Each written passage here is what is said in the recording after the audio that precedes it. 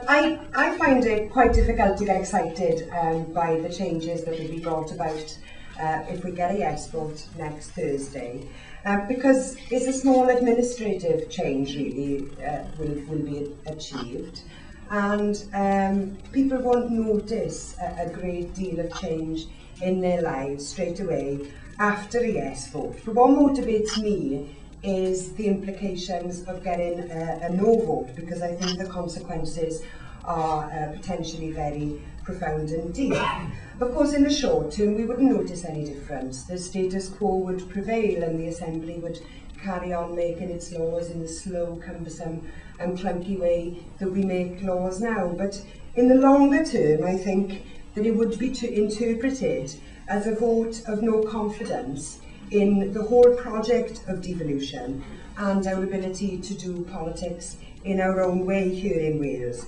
It would look to those from outside looking into Wales as an admission of failure, a vote of no confidence in Wales as a country.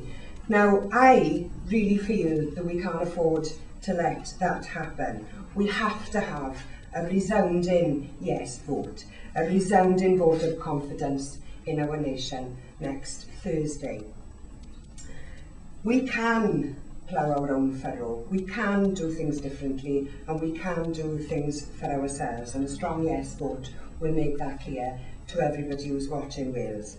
Now, women in Wales have seen some small but quite important gains since devolution, and that's, I believe, because our Assembly has been more representative of society in terms of gender anyway, and therefore we've been successful in making sure that those issues, those political issues that are important to women and to children, are there on the political agenda in Wales.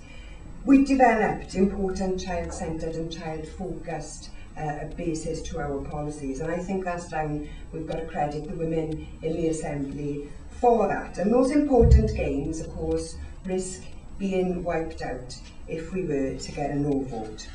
So I would urge every woman in Wales to come out next Thursday and vote yes, and I would ask every one of you in this room to make a little pledge to yourself today. Can you persuade 10 women over the next week who may not have considered this question, may not have thought about it at all, may not have very strong feelings? It's probably going to be difficult to find people who get really excited about it anyway, for the reasons I explained at the beginning.